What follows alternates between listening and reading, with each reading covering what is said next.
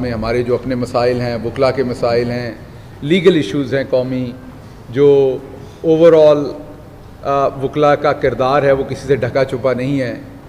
पाकिस्तान भी एक वकील ने बनाया था और उसके बाद से वकला ने जो किरदार अदा किया है पाकिस्तान में, वो शायद ही किसी और बरादरी ने इस तरीके से कंसिस्टेंट किरदार अदा किया है लॉ की सुप्रीमेसी में, अदलिया के वक़ार के लिए भी और फ्रीडम ऑफ एक्सप्रेशन के लिए भी। मैं ये कहूँगा कि वकला का किरदार जो है वो सबसे ज़्यादा है और अभी भी वकला अपना किरदार अदा कर रहे हैं। और पाकिस्तान तहरीक इंसाफ और वकला के अंदर जो एक चीज़ का बहुत ही नेचुरल इश्तराक है, जो बड़ा ही नेचुरल इनका एक दूसरे के साथ चोली दामन का साथ कहूँगा मैं, वो ये है कि वकला की तमाम उम्र जद्दोजहद ये होती है कि वो रूल ऑफ लॉ और इंसाफ के लिए बात करें। और पाकिस्तान तहरीक इंसाफ एक जमात के तौर पर इमरान खान साहब ने जब इसकी दागबिल डाली थी तो असल जो नज़रिया था वो इंसाफ था। असल नज़रिया था कि आम आदमी और ख़ास आदमी दोनों कानून की नज़र में बराबर हों। और एक वकील की सारी ज़िंदगी यही जद्दोजहद होती है, तमाम केसेस जो वो लड़ता है वो लॉ की सही डिस्पेंशन जो है उसी के ऊपर वो अपनी तमाम उम्र गुजारता है, अपनी तमाम जद्दोजहद गुजारता है। इसलिए वकला के साथ जो हमारा रिलेशनशिप है वो पाकिस्तान तहरीक इंसाफ का और वकला का बड़ा नेचुरल है, क्योंकि हमारी जो आइडियोलॉजी है वो एक है। अब मैं ज़रा आज का एक सियासी मौजू डिस्कस करता हूँ और फिर इसकी तरफ वापस आते हैं। आप अगर याद करें तो जब कोरोना ने पाकिस्तान को हिट किया, जब पूरी दुनिया को हिट किया और उसके बाद पाकिस्तान को हिट किया, पूरी दुनिया सहमी हुई थी। पाकिस्तान पर भी खतरात मंडला रहे थे। पूरी दुनिया को कोई पता नहीं था ये ऐसी बड़ी आफत, ऐसा बड़ा नासूर था कोरोना कि इसका पूरी दुनिया में किसी को पता नहीं था कि इसका क्या इलाज करें। सब लोग सहमे हुए, डरे हुए, पूरी दुनिया और इस बात से बेखबर थी कि अब हमने करना क्या है। इसमें हर मुल्क ने अपने ताईं कुछ करने की कोशिश की। कुछ ने मुकम्मल लॉकडाउन कर दिया। आपने हिंदुस्तान में देखा तो मुकम्मल लॉकडाउन, चंद घंटे की नोटिस पे लोग जलील हो गए, रुल गए सड़कों के ऊपर, आपको याद होगा। उस डर के अंदर पाकिस्तान के अंदर भी एक नेचुरल बात थी, कोई मैं इसके ऊपर क्रिटिसाइज नहीं कर रहा, पूरा मीडिया शाम के टाइम में, हमारे इवन अपने घरों के मेंबरान, हमारे घरों के अंदर खवातीन मर्द तमाम के तमाम, हमारी पूरी पार्टी, पूरे पाकिस्तान में एक भी शख्स नहीं था जो फौरी और मुकम्मल लॉकडाउन पे पाकिस्तान को आमादा नहीं कर रहा था। सिर्फ एक शख्स खड़ा था पूरे पाकिस्तान में। जब मैं एक कहता हूं तो मैं लिटरल मीनिंग्स में एक कहता हूं, मुहावरतन नहीं कहता, मैं भी नहीं खड़ा था साथ, जो सच है। वो एक शख्स खड़ा था इस एजेंडे पे कि मैंने गरीब को बचाना, और उसका नाम इमरान खान है। बाद में आपको जो कोई मर्जी मैं बताऊं, कोई और बताए, वो गलत बात है। एक शख्स था, लिटरल मीनिंग्स में एक शख्स था। मैंने अपनी आंखों के साथ देखा। मैंने भी उन्हें मशवरा दिया था कि सर लॉकडाउन लगा दें प्राइम मिनिस्टर साहब। हमारी पूरी काबीना, हमारी पूरी पार्टी, अपोजिशन, पूरी सोसाइटी, मीडिया समेत मुकम्मल लॉकडाउन। एक प्राइम मिनिस्टर खड़ा था जो कहता था कि मैंने हर सूरत पाकिस्तान के गरीब को बचाना है। अल्लाह ने खास करम किया, मोहम्मद मुस्तफ़ा सल्लल्लाहु अलैहि वसल्लम की खास रहमत से पाकिस्तान बच गया, उन हालात से बच गया जो दुनिया में आए, और हमारी अल्लाह से दुआ है कि हम आगे भी बचे रहें। तो बड़ी मुश्किल से ये कश्ती को चलाता हुआ पाकिस्तान, इस भंवर से निकालते हुए हम रवां दवां हुए, हमारी मईशत ने भी रिकवर किया। आज वर्ल्ड बैंक हो, इकोनॉमिस्ट हो, WHO हो, वो पाकिस्तान को दुनिया के जो टॉप के 3 या 5 मुल्क हैं जिन्होंने कोरोना को बेहतरीन अंदाज से टैकल किया, उनमें एक दे रहे हैं। गरीब मुल्क होने के बावजूद, वैक्सीन होने के वैक्सीन ना बनने के बावजूद, हमारे पहाड़ जैसे दोस्त, मजबूत दोस्त चाइना ने हमारा साथ नहीं छोड़ा। और पाकिस्तान में आज जो सबसे ज़्यादा ख़तरनाक सोसाइटी का वल्नरेबल हिस्सा होता है, बुज़ुर्ग हमारे, जिन पे कोरोना सबसे ज़्यादा असर करता है, हम बहुत जल्दी उनको वैक्सीनेट करने में कामयाब हुए। अब अगर कोई नहीं करवा रहा तो अपनी मर्जी से नहीं करवा रहा, वैक्सीन ख़त्म नहीं होने दी। पाकिस्तान की हुकूमत ने बड़े मुश्किल हालात में इस वैक्सीन को अरेंज किया, मैं देखता रहा, लेकिन वैक्सीन ख़त्म नहीं होने दी, वैक्सीन हुई। इसके साथ ही हमें एक और भंवर का शुरू हो गया, जिसके बाद मैं आऊँगा, जो नवाज शरीफ साहब की जाली वैक्सीनेशन हुई, मैं उस पर आता हूँ कि उसने किस तरीके से नुकसान पहुँचाया। इसके बाद हमारे साथ यह हुआ कि किसी मुल्क ने हमें रेड लिस्ट में डाल दिया। हमारी पूरी की पूरी जो लेबर है, मुल्क में ज़र मुबादला आता है जिससे ये मुल्क चलता है।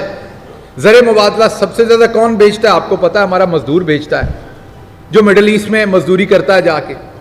उनके ऊपर पाबंदियां लग गई आने जाने की, वैक्सीनेशन ये वाली ठीक है, ये वाली नहीं ठीक है, ये वाला टेस्ट ठीक है, ये वाला नहीं ठीक है। हुकूमत दिन रात उस चीज़ के साथ नबर्द आज़मा है कि किस तरीके से हमने अपना, अब जो बाहर बैठा मजदूर है, जो यहां आया हुआ और फंस गया है, किसी की बीवी बच्चों के समेत यहां आई हुई है, वो फंस गई है बेचारी, वापस शौहर के पास नहीं जा सकती।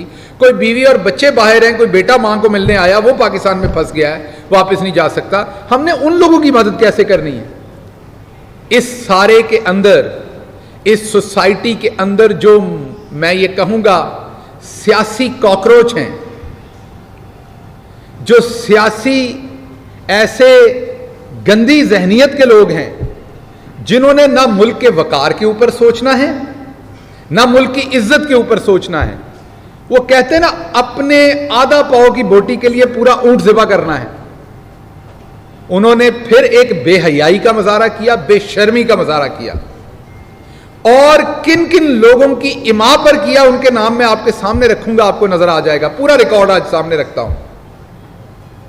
जब पाकिस्तान एक तरफ मुकदमा लड़ रहा है, पाकिस्तान का वजीर आजम लड़ रहा है, पाकिस्तान की पूरी कौम लड़ रही है, पाकिस्तान की पूरी जो ब्यूरोक्रेसी है वो लड़ रही है, पूरी हुकूमत लड़ रही है कि हमें रेड लिस्ट से निकाला जाए, हमें फलां मुल्क में आसानी मिले, उस वक्त यहां पर मुल्क को बदनाम करने के लिए, मुल्क के अंदर कोरोना के डाटाबेस को बदनाम करने के लिए, मैं ये नहीं कह रहा डाटाबेस में पहले कोई गलती नहीं हुई होगी, बिल्कुल हुई होगी, मैं ये नहीं कह रहा कोई करप्शन नहीं कर रहा होगा, लेकिन इस नपे तुले तरीके के साथ सबसे पहले अपने भर्ती करवाए हुए लोगों के थ्रू ये साजिश रचाना, फिर उस साजिश को पूरा करना, फिर सबसे पहले हिंदुस्तानी चैनल्स को वो खबर देना, फिर पाकिस्तानी चैनल्स के अंदर भी मीडिया को सबसे पहले नून लीग की तरफ से वो खबर फीड करना।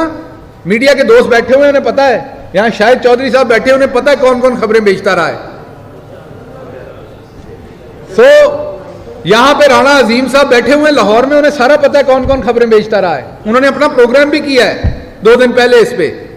मीडिया को खबरें फीड करना, और पाकिस्तान के खिलाफ उसके बाद कौन सा ऐसा इंटरनेशनल इदारा है जिसने जाली वैक्सीन की खबर नहीं लगाई, ताकि पाकिस्तान अगर किसी लिस्ट में से निकल रहा है तो बैरूनी ममालिक ये सोचें कि पाकिस्तान का वैक्सीनेशन सिस्टम खराब है, पाकिस्तान का कोरोना मॉनिटरिंग, और अगर कोई बंदा इम्यून है या नहीं वो सिस्टम खराब है, तो इनको अपने मुल्क में ना आने दिया जाए।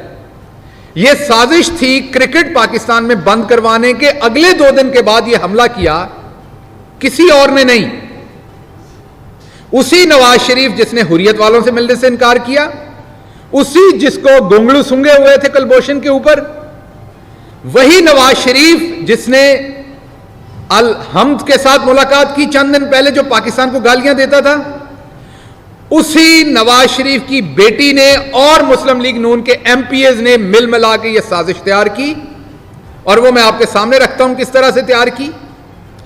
सबसे पहले इस पूरी स्टोरी के 5 से 6 करैक्टर हैं। यह जहन में रखिए कि यह वही हलका है जहां से मोहतरमा मरियम सफदर, जिन्होंने मेरी तरह कभी काउंसलर का इलेक्शन नहीं लड़ा, वो इलेक्शन लड़ने गई थी, यह वही हलका है।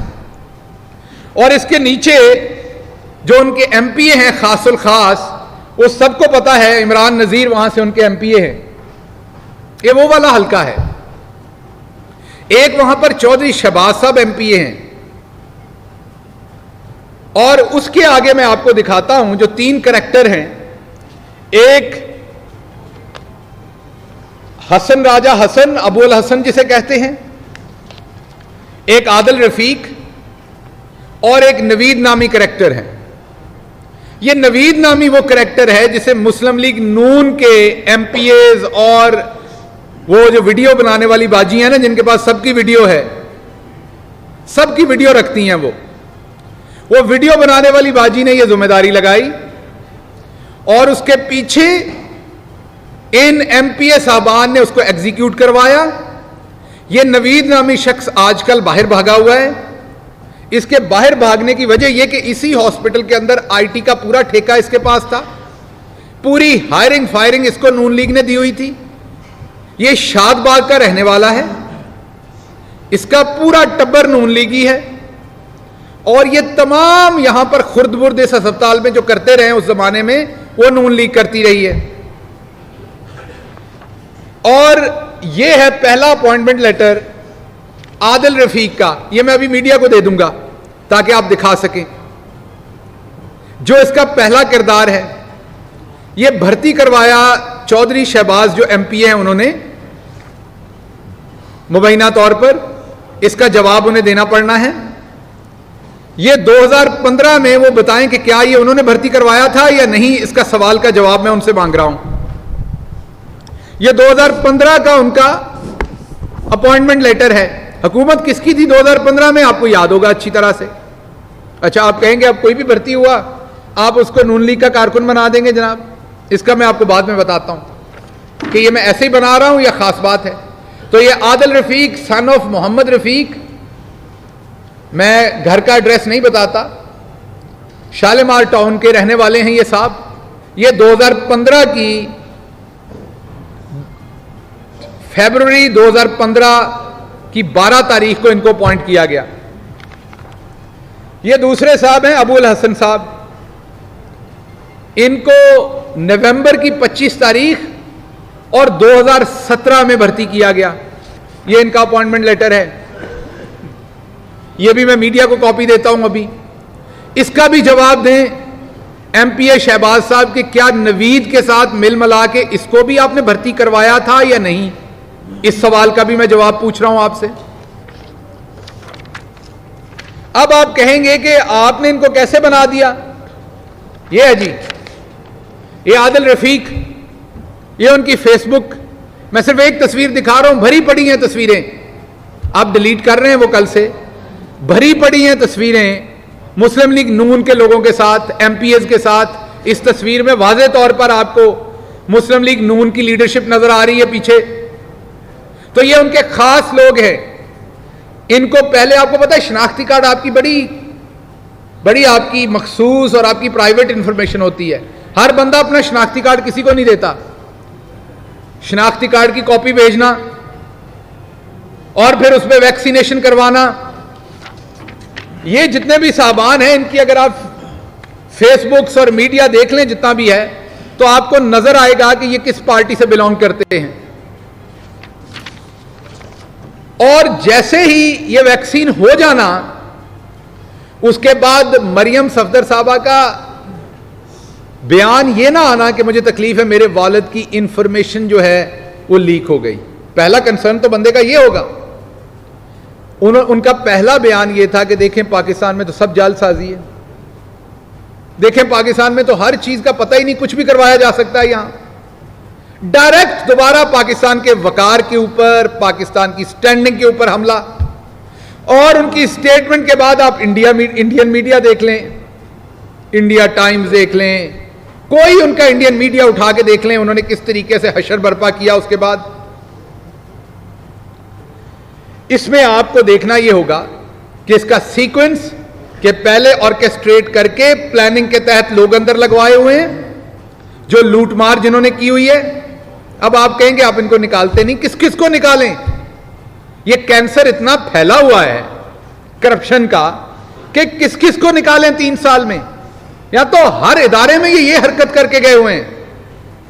फवाद चौधरी साहब कल बता रहे थे वहां प्राइम मिनिस्टर साहब के पास एक प्रेस कॉन्फ्रेंस करते हुए कि जब वो कराची गए तो वहां 68 का स्टाफ था हमारे पीआईडी में। एक मास्टर डिग्री था और 2 लोग बीए थे, बाकी सारे मैट्रिक। अब किसने भर्ती किए होंगे, कैसे किए होंगे। गरीब आदमी को तो मैट्रिक किए हुए को ड्राइवर की नौकरी नहीं देता, और वहां अफसर भर्ती किए हुए हैं।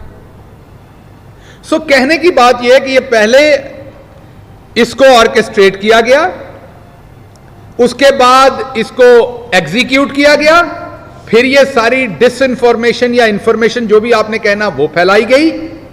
उसके बाद मरियम बीबी ने बयान दिया, उसके बाद इंडियन मीडिया ने इसे उठाया ताकि पाकिस्तान की हजीमत हो, पाकिस्तान को बाहर नुकसान पहुंचे। पाकिस्तान ने जो अभी अभी एक मुकदमा लड़के अपने आप को रेड लिस्ट से बाहर निकलवाया, असद उमर साहब और फैसल सुल्तान साहब ने बड़ा ही इफेक्टिवली वो मुकदमा लड़ा।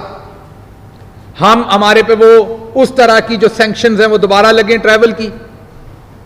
तो ये बहुत ही अफसोसनाक काम हुआ, लेकिन इसका अब अंजाम क्या होगा वो मैं आपको बताता हूं। ये जो अबुल हसन और आदिल साहब हैं, दोनों PMLN के गमाश्ते, ये दोनों इस टाइम थाना गुजरपुरा में अरेस्ट हो चुके हैं। इस टाइम ये अंडर इन्वेस्टिगेशन है। अभी थोड़ी देर में FIA की टीम भी पहुंचेगी जो इन्हें इन्वेस्टिगेट करेगी। ये जो नवीद साहब हैं, इनको जर्मनी से इंशाल्लाह वापस मंगवाएंगे जो भागे हुए हैं वहां। इनको भी यहां लाकर कानून के मुताबिक सजा दी जाएगी, क्योंकि इन्होंने एक सिस्टम को टेम्पर करके ये लोग पाकिस्तानी वकार के ऊपर हमला आवर हुए हैं। फिर इस खबर को फैलाकर हमारे नेशनल इंटरेस्ट के खिलाफ इन्होंने काम किया है। मरियम सफदर को जवाब देना पड़ेगा कि हर साजिश में डॉन लीक से लेके वैक्सीन लीक तक हर चीज में मरियम सफदर तक इसका खुरा क्यों जाता है। सो हमारी हुकूमत इस चीज को हर सूरत यकीनी बनाएगी कि ये जो एक, मैं ये कहूंगा, बदकिस्मत हरकत की गई पाकिस्तान के लिए, इसमें करार वाकई सजा दी जाए। ये वही हरकत है जैसे आप गार्ड के साथ और कैशियर के साथ मिलकर बैंक लूट लो। ये कोई बहादुरी नहीं है, धोखाधड़ी है। आपके वालिद भी धोखाधड़ी करते रहे पहले इस मुल्क के साथ, अब आप शुरू हुई हैं। तो इसका एक तो आपको जवाब देना पड़ेगा। और इसके साथ साथ मैं डॉक्टर यास्मीन राशिद साहबा को मुबारकबाद दूंगा, जिनकी टीम ने और उन्होंने इस पे काम करके पुलिस के साथ क्लोज लाइजन में काम करके इस केस को बहुत जल्दी अनर्थ किया है। इसकी इन्वेस्टिगेशन अगली होगी, आपके साथ चीजें शेयर करेंगे। और मेरी यास्मीन राशिद साहबा से यह भी इल्तमास होगा कि मुझे पता है ये शायद 2, 4, 5 साल में मुमकिन नहीं है काम, जितना कैंसर ये फैला के गए करप्शन का, लेकिन जितना जितना ये कैंसर वीड आउट कर सकती हैं आप जरूर वीड आउट करें और जल्द करें। मैं अगली दफा आपके सामने एक और इदारे का स्कैंडल लेके आऊंगा। अगली दफा लाहौर आता हूं, आपको दिखाऊंगा कि एक सस्ता बाजार नामी कंपनी बनाई थी यहां, उसका माल किस तरीके से, उसके एम्प्लॉइज किस तरीके से इनकी इलेक्शन लड़ते रहे, उनके ट्रक गाड़ियां किस तरीके से इस्तेमाल होते रहे। सबूत कोई और नहीं दूंगा, सबूत इनकी अपनी व्हाट्सएप चैट दूंगा, इनकी अपनी बनाई हुई ड्यूटी शीट दूंगा। यह मैं अगले हफ्ते के लिए रखता हूं, इस दफा यह जरूरी था। और दूसरी तरफ आखिरी बात करता चलूं क्विकली, शहबाज शरीफ साहब ने एक दफा फिर कह दिया है कि ए जिन्ने पैसे मेरे ड्राइवर के अकाउंट चो निकले ने, ए जिन्ने चपड़ासी के अकाउंट चो निकले ने अरबा रुपये, ए मैनू नहीं पता, ये मेरे अब्बा जी नू पता जिहड़े फौत हो गए ने, ए सारा काम उन्होंने कीता सी ते मेरे पुत्रां नू दे दिते ने पैसे। तो ये रोजे महशर लगा हुआ है यहां, खुदा न खास्ता। बाप बेटे को नहीं पहचान रहा, बेटा बाप को नहीं पहचान रहा, सब एक दूसरे को डिसओन कर रहे हैं। और दूसरी तरफ ये सारे चोर पूछते हैं कि तोशा खाने में अगर किसी बैरूनी मुल्क ने तोहफा दिया तो उसको आम कर दो। असल में इन्हें यह पता चला है कि जो एक गंद फैलाया था इंटरनेशनली कि कुछ मुल्कों से हमारे ताल्लुकात ठीक नहीं हैं, पिछली चंद एंगेजमेंट्स में उन्होंने पाकिस्तान के साथ वो सलूक किया है जो सगे भाई भाइयों के साथ करते हैं। उस वजह से ये चाहते हैं कि वो इंफॉर्मेशन बाहर मीडिया में आए और उस इंफॉर्मेशन से ये अपने मकासद, जो बैरूनी मकासद हैं, जो हमारे एक हमसाए के मकासद हैं, वो पूरे कर सके। जो तोशा खाना है उसमें ये लोग कोई चीज भिजवाते ही नहीं थे जो लूटमार करनी होती थी। नंबर 1, भिजवाते थे तो 5%, 2%, 1%, 10% लेके ले जाते थे। 2000 में, 5000 में, 10,000 में चीजें घर ले जाते थे। मैं आपको ये पूरी गारंटी से कहता हूं कि जिस दिन से इमरान खान आए हैं, हर चीज किसी वजीर को मिले, मुशीर को मिले, किसी सेक्रेटरी को मिले, वो पहले तोशा खाना में जमा होती है। उसके बाद उसकी एवेल्युएशन होती है और आप 5, 10, 15, 20% दे के नहीं, एटलीस्ट 50% उसके पैसे दे के तो वो इशू होगी। ये कवानीन भी हमारी हुकूमत ने सीधे किए आके, और ये चोर ऐसे बातें करते जैसे अपने जमाने में इन्होंने बाहर लिस्ट लगाई हुई थी।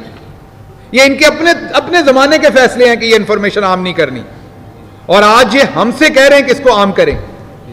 तो ये बात जहन में रखिए कि इमरान खान जिसका नाम है वो कौम के एक एक पैसे का जुम्मेदार भी है और रखवाला भी है। वही इमरान खान है जिसने 108 करोड़ रुपए बचाए हैं प्राइम मिनिस्टर ऑफिस के अखराजात में सिर्फ 3 साल के अंदर। ये पहले उस 108 करोड़ का तो हिसाब दे दें। वही इमरान खान है जिसने कोई कैंप ऑफिस नहीं रखा। वही इमरान खान है जो अपने घर का सारा खर्चा जेब से चलाता, इनकी तरह 5-5 घरों को कैंप ऑफिस करके सरकार के पैसे से नहीं चलाता।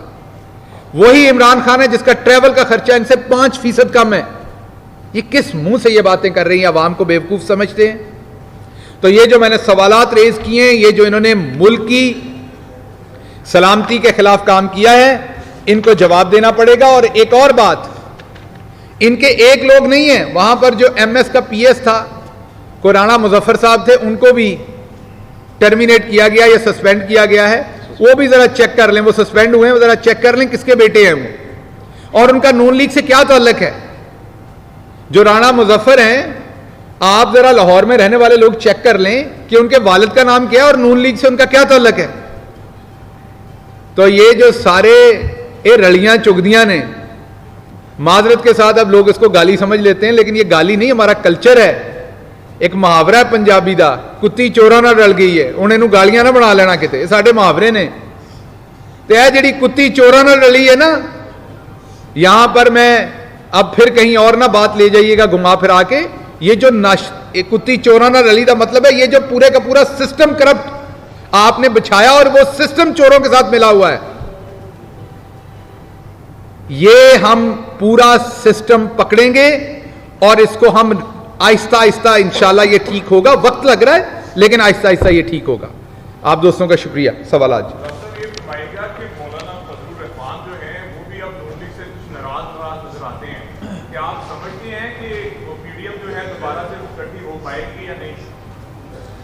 देखिए, जो मौलाना फजलुर रहमान साहब हैं वो अपने हिस्से से ज़्यादा इनसे हमेशा मांगते हैं, तो ये बन भी गए इकट्ठे। तो जब हलवा खाने का वक्त आना उन्होंने फिर ज़्यादा हिस्सा मांग लेना है। जब ज़्यादा हिस्सा मांगना है इनकी फिर लड़ाई हो जानी है। तो ये इकट्ठे अगर चोरी करने का सोच भी लें तो चोरी करने से पहले गेट पे खड़े होकर इन्होंने लड़ पड़ना है कि मुझे कितना हिस्सा आना और मुझे कितना। तो इन तिलों में तेल नहीं है।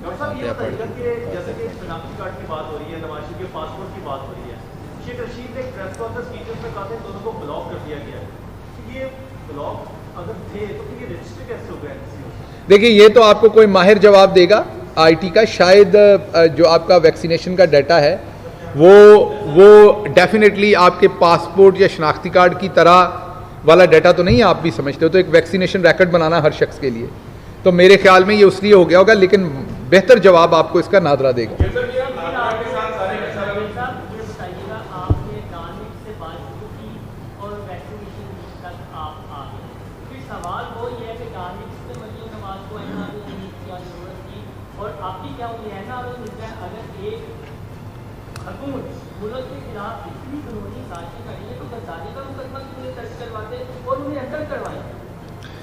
देखिए, हमारे माशरे में आपको पता है कि हम ख़वातीन का एहतराम करते हैं और उस एहतराम को बहुत ज़्यादा इस्तेमाल किया जा रहा है। मैं आपसे बिल्कुल एग्री करता हूं कि डॉन लीग्स पर इन्हें NRO नहीं देना चाहिए था। वो दुरुस्त नहीं था। इनको जो ढील मिली, इनको उस टाइम जेलों में होना चाहिए था। बिल्कुल आपकी बात दुरुस्त है, और अगर वो होता तो ये आज ये वाले काम ना कर रहे होते। मैं आपसे एग्री करता हूँ।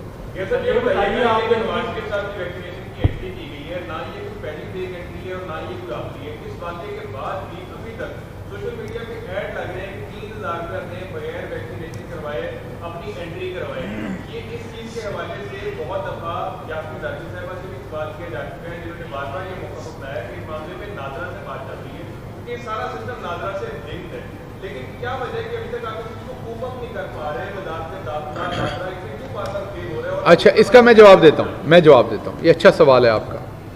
देखिए, आपको चंद दिन पहले ये खबरें मिली होंगी कि बहुत ही तरक्की याफ्ता मुल्कों से पैसेंजर यहाँ आए और जब उनको टेस्ट किया गया तो उनके जो वहाँ से टेस्ट थे वो नेगेटिव मिले, वो जाली मिले। इवन मैं एक बहुत ही तरक्की याफ्ता मुल्क में गया तो वहाँ पर हमारे एक दोस्त हैं, उन्होंने मुझे वहाँ पहुँचते ही, मैंने वापस फ्लाई करना था तो उन्होंने मुझे जाली जो है वो मेरी रिपोर्ट मेरे पहुँचने से पहले नेगेटिव मुझे कोरोना की मेरे हाथ में दे दी कि ये लें, ये इस्तेमाल कर लीजिएगा। मैंने सिर्फ उन्हें मैसेज किया था कि मैंने कोरोना का टेस्ट करवाना है वापसी के लिए, तो कोई अपॉइंटमेंट मेरी कर रखिएगा ताकि मैं करवा लूँ। उन्होंने अपॉइंटमेंट के बगैर मेरा टेस्ट निकाला हुआ था।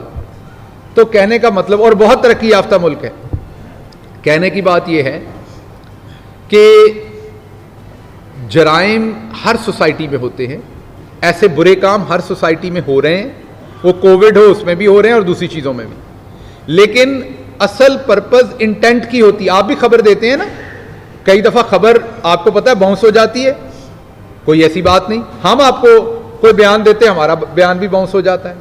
लेकिन आप और हम मीडिया की साइंस को ये समझते हैं, खबर देख के हमें पता चल जाता है कि ये टेबल स्टोरी कौन सी है और ना चाहते हुए गलती रिपोर्टर से कहाँ हुई है, ये बड़ा वाज़ेह तरीके से हमें देख के पता चल जाता है। तो ये एक ऑर्केस्ट्रेटेड थी। आप देखिए कि पहले ये करवाई गई जिन लोगों के, ये फिर कहीं से भी हो जाती ना, ये वो ऐड दिए हुए लोगों के थ्रू हो जाती ना, जो ऐड दे के माजरत के साथ काम कर रहे हैं उनके थ्रू हो जाती। ये इनके अपने लोगों के थ्रू तो ना होती, जो मैं आपको सबूत दिखा रहा हूं। ये इन्होंने अपने लोगों के थ्रू की और उसके बाद अगला सबूत यह कि इन्होंने ही सबसे पहले ये खबर फैलाई व्हाट्सएप के ऊपर, इन्होंने ही इंडियन मीडिया को दी और फिर उसके बाद इन्होंने ही बयानबाजी की। तो ये सारी चीजें जब आप मिला के पढ़ें, वो एक बड़े सीनियर जर्नलिस्ट हैं चौधरी गुलाम हुसैन साहब, वो कहते हैं चीजों को मिला के पढ़ें, तो जब आप ये मिला के पढ़ें तो आपको समझ आती है। जी सर।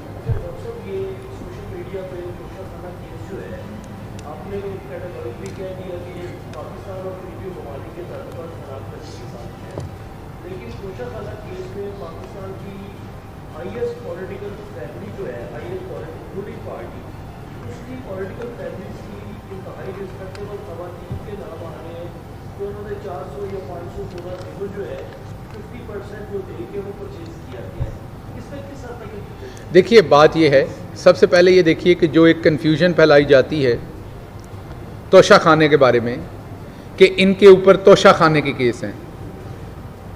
वकालत करना कोई जुर्म नहीं है, लेकिन अगर आप वकालत करते हुए कोई जुर्म करेंगे तो फिर वो जुर्म है। सहाफ़त करना कोई जुर्म नहीं है, सहाफ़त करते हुए कोई जुर्म करेंगे तो वो जुर्म है। सियासत करना कोई जुर्म नहीं है, सियासत करते हुए आप जुर्म करेंगे तो जुर्म है। आपको दफ्तर आपका पेट्रोल देता है गाड़ी में डालने के लिए, आप वो पेट्रोल बेचना शुरू कर दें तो जुर्म है। इसी तरीके से अगर किसी कानून के मुताबिक इन्होंने तोशा खाने को डील किया होता तो कोई जुर्म ना होता। ये चीज़ें तोशा खाना में लेके ही नहीं जाते थे, जाते थे तो औने पौने जो रूल नहीं था उसके खिलाफ लेते थे। और तीसरा काम इन्होंने किया हुआ है कि मनी लॉन्ड्रिंग के पैसों से उसकी पेमेंट की हुई है, जो थोड़ी बहुत की हुई है। ये है इन पे केसेस। और अगर अब कुछ गलत हो रहा हुआ तो वो तो सब कुछ नेशनल रिकॉर्ड है ना, सामने आ जाएगा। इसलिए इस तरह की बहतानबाजियां और इस तरह की खबरें फैलाना, ये मकसद सिर्फ एक है कि फिर उसकी सफाई देना शुरू की जाए, फिर किसी मुल्क का नाम लिया जाए, फिर अगला सवाल पूछा जाए, फिर अगला पूछा जाए। ये एक पर्पज है।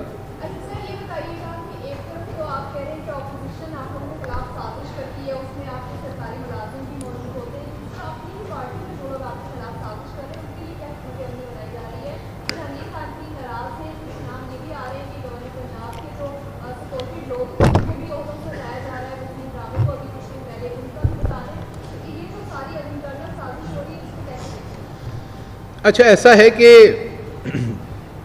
जो तरीन साहब का मामला, उस पर तो आप ही मेरे से शायद सवाल पहले भी पूछ चुकी हैं या आपके दोस्त दूसरे, और मैं लाहौर में 3-4 दफ़ा जवाब दे रहा हूँ, तो मेरा वही जवाब रिपीट कर लीजिए उस बात पे। तो जवाब हो चुका, सवाल भी हो चुका, जवाब भी हो चुका। गवर्नर साहब के ऊपर आजकल लोगों को ख़ास ही प्यार लग रहा है मुझे। हर दूसरे दिन उनके बारे में जाली और झूठी खबरें फैला दी जाती हैं। कभी उनके इस्तीफ़े पे फैला दी जाती है, कभी दूसरी बात फैला दी जाती है। तो मेरे ख्याल में इज्तनाब करना चाहिए। वो एक सीनियर सियासतदान है, उनकी उम्र का एहतराम करना चाहिए। इस तरह के काम आप अपनी उम्र के लोगों के बारे में फैला लें और शौक़ पूरे कर लें, लेकिन एक सीनियर आदमी है, उसका एहतराम करना चाहिए, पहली बात। दूसरी बात, आपने हनीफ रामे साहब के बारे में बात की कि उनको कोई करप्शन या ऐसी किसी चीज़ पे आपने जो सवाल किया कि हटाने की खबर चल रही है। तो वो आपको पंजाब गवर्नमेंट से पूछना चाहिए। पंजाब गवर्नमेंट का वो ओहदा है और चौहान साहब या पंजाब गवर्नमेंट की रिप्रेजेंटेशन जो है वो आपको बिल्कुल इसके सवाल का जवाब देगी और उस पर डेफिनेटली पंजाब गवर्नमेंट ने फैसला करना है। लेकिन ये खबरें बना देना कि पार्टी के अंदर से फ़लाँ जगह साजिश हो रही है, फ़लाँ जगह हो रही है, तो फिर 3 साल हम हुकूमत, एक तरफ तो ये कहा जाता है कि जी इससे बुरी हुकूमत कोई नहीं, इन्होंने सबको कंट्रोल किया हुआ है, इन्होंने मीडिया भी कंट्रोल किया हुआ है, इन्होंने अदालतें भी कंट्रोल की हुई हैं, इन्होंने हमारी भी जान मारी हुई है, और दूसरी तरफ कहते हैं ये कुछ भी नहीं है, और तीसरी तरफ कहते हैं इनके खिलाफ साजिशें हो रही हैं। पहले फैसला कर लें हो क्या रहा है। आप लोग नून लीग वाले पहले फैसला कर लें कि तुहाडे नाल हो की रहा है, किते मुकाफाते अमल तो नहीं हो रहा। और एक वो मुनाफिकाने नहीं, मुनाफिकाने तो उनके लिए होगा, क्या होते हैं वाकफाने हाल। वो एहसन इकबाल साहब ने कल परसों सवाल किया था कि वाकफाने हाल बताएं, तो मैं वापस कहूँगा कि ये जो मुनाफिकाने हाल है उनसे मैंने एक सवाल पूछा हुआ कई महीने का, वो मैं टीवी पे रिपीट नहीं करूँगा, मुनासिब नहीं है। उसका जवाब आपने जब मुझे दे दिया उसके बाद अगली बात मैंने ट्वीट में लिखी थी वो की जाएगी। आप पहले वो जवाब दे दें, उसके बाद फिर आगे चलते हैं।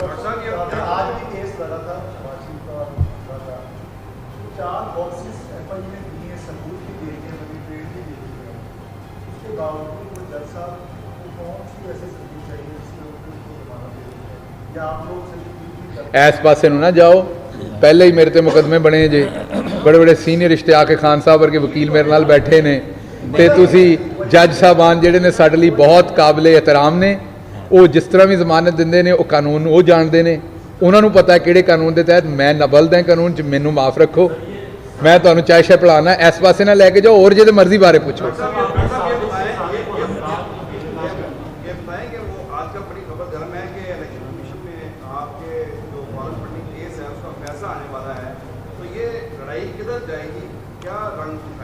अच्छा, एक तो ना हमें बड़ा शौक है हर चीज़ को इकट्ठा करने का।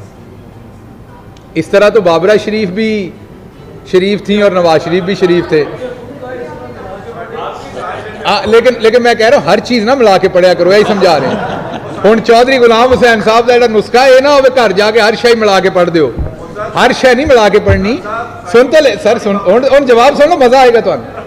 बात यह है कि जो हम पे केस करने वाला शख्स है ना, वो कहता है ये ममनुआ फंडिंग है।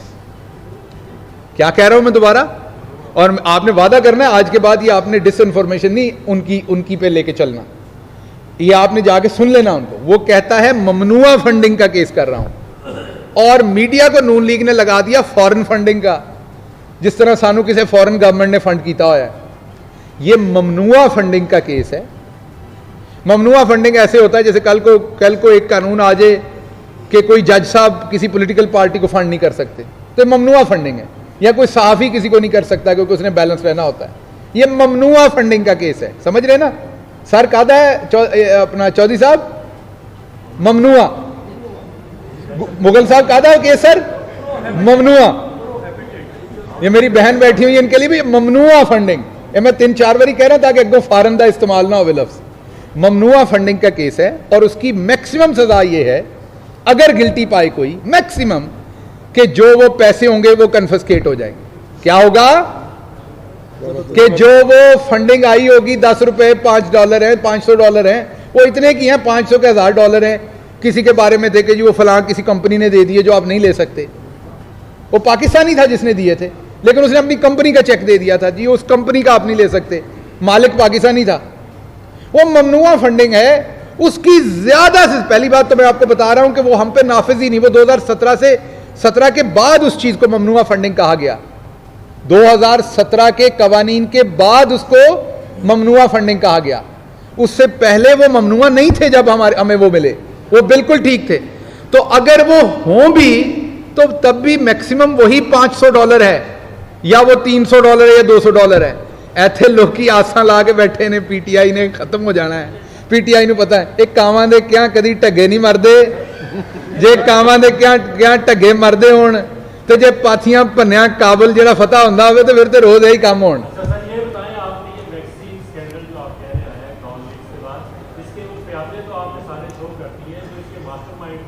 क्या उनके खिलाफ आप मुकदमा करवाने जा रहे हैं, जिसमें आपने कैटेगोरिकली मरीम साहिबा का नाम लिया है और 2 MPs का नाम लिया है? दूसरा मेरा सवाल, नवाज शरीफ साहब को वापस लाने के हवाले से जब तक खामोशी छा गई है, गवर्नमेंट उस पर क्या कर रही है? क्या बरतानवी हुकूमत ताउन नहीं चाहती है आपके साथ? थोड़ा सा इंतज़ार कीजिए, आहिस्ता आहिस्ता उस तरफ भी जाएंगे, ज़रा थोड़ी सी इन्वेस्टिगेशन हो लेने दें। मुझे पता है, आपको पता है कितने लोगों, मुझे पता है कि आपके दिल में भी ये ख्वाहिश है कि ऐसे घिनौने लोग सलाखों के पीछे हों। मुझे आपके दुख का अंदाज़ा है, मुझे पता है कि आपको भी रातों को नींद नहीं आती कि ऐसे खूनख्वार लोग बाहर फिर रहे हैं जो मुल्क के खिलाफ साजिशें करते हैं। मुझे पता है कि आप चाहते हैं सुबह ना हो और हुकूमत इनके खिलाफ एक्शन लेके ऐसे गद्दारों को जो है वो जेल की सलाखों के पीछे डालें, लेकिन कानून ने अपने तरीके से काम करना होता है। आपकी और मेरी ख्वाहिश अपनी जगह, लेकिन कानून का एक रास्ता है, उसने अपने मुताबिक काम करना है। तो वो जैसे जैसे कानून अपना रास्ता लेगा, इन्वेस्टिगेशन होगी तो उसके ऊपर काम करेंगे। आखिरी सवाल ले रहे हैं आप, फिर बुकला दोस्तों से बात करें।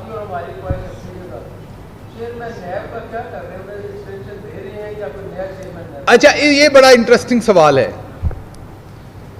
चेयरमैन नैब जो हैं, सबसे पहले बताइए कि क्या वो हमने लगाए थे? सवाल है जनाब से। मैं काउंटर सवाल सिर्फ भाई से कर रहा हूं सर, मैं उसी वक्त की बात कर रहा हूं सर, मैं उसी वक्त की। सर मैंने जनाब से कोई रिक्वेस्ट की है कि उस वक्त की बात है ना, वो एक दफ़ा का जिक्र है जब हम नहीं हुकूमत में होते थे। ये पीपल्स पार्टी और नून लीग के लगाए हुए हैं, ऐसे ही है ना जी, नून लीग के और पीपल्स पार्टी के, ऐसे कही हुकूमत में नून थी। अब मुझे नहीं पता, ये तो आपको मुतलका इदारे जवाब देंगे, मैं मुतलका नहीं हूँ इसका। जब ये समरी अगर कोई प्राइम मिनिस्टर ऑफिस पहुंचेगी तो फिर बनता है हमारे दफ्तर का, तो इस टाइम मैं आपको बता नहीं सकता मुतलका इदारा। लेकिन फ़र्ज़ कर लें 1 मिनट के लिए, अब मैं फ़र्ज़, इसको अब खबर ना बनाइएगा, मैं बार बार कह रहा हूँ, अज्यूम कर लें अगर उनको एक्सटेंशन दी जाती है तो इन्हीं के फैसले को एक्सटेंशन दी जाती है, उसको तो ये चैलेंज नहीं कर सकते मेरे ख्याल में, बेकार होगा। क्योंकि नया कोई बंदा आए तो कानून के मुताबिक इनसे शायद उसकी राय लेना पड़ेगी। तो अब अगर उसी को एक्सटेंशन मिलती है, मुझे नहीं पता कोई दे रहा है कि नहीं, मैं दोबारा कह रहा हूं, लेकिन फर्ज कर लें अगर ऐसा होता है तो मैं आपको एक बात वाजे बता दूं, हर एक्सटेंशन पे हंस के वोट देगी नून लीग।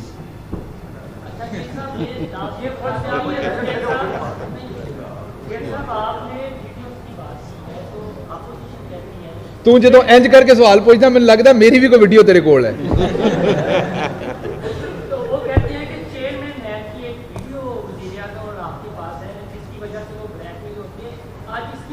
नहीं यार, नहीं, यकीन रखे हम ऐसे लोग ही नहीं, हम नहीं ना अपनी वीडियो बनाते ना किसी की, नहीं हम ऐसे काम नहीं करते। ये लीक हो जाती है ना, बड़ी गंदी चीज़ होंगी है ये, बाद फोन चो बंदे को भुलेखे ना लीक हो जाती है। तो वो बंदा जेडे अपने उन्हें बैंकॉक के शोले रिकॉर्ड किए, उन्हें फिल्म सी ना एक बैंकॉक के शोले, वो जो बंदे ने अपनी तरफ से अपनी उसने कार्रवाई की होती है कि जी मैं कहीं क्रिकेट खेल रहा हूँ तो मैंने रिकॉर्ड कर ली है, या मैं किसी से उलझ रहा हूँ तो रिकॉर्ड कर ली, वो बाद में फिर बंदे की बड़ी हजीमत होती है। तो इस काम में कोशिश करनी चाहिए कि इज्तनाब करना चाहिए। बहुत शुक्रिया जी आप दोस्तों का, और कैमरों का भी हम वकला के साथ बात करेंगे सर, तो आप लोग ज़रा, आप लोगों का बहुत शुक्रिया। YouTube पर गुगली टीवी देखने के लिए youtube.com की सर्च बार में गुगली टीवी टाइप करें। गुगली टीवी के पेज पर सुर्ख रंग के सब्सक्रिप्शन वाले बटन पर क्लिक करना ना भूलिए। YouTube पर अपलोड होने वाली वीडियो से बाखबर रहने के लिए बेल आइकॉन पर क्लिक कीजिए। आपको हर नई आने वाली वीडियो के बारे में नोटिफिकेशन मौसूल हो जाएगा।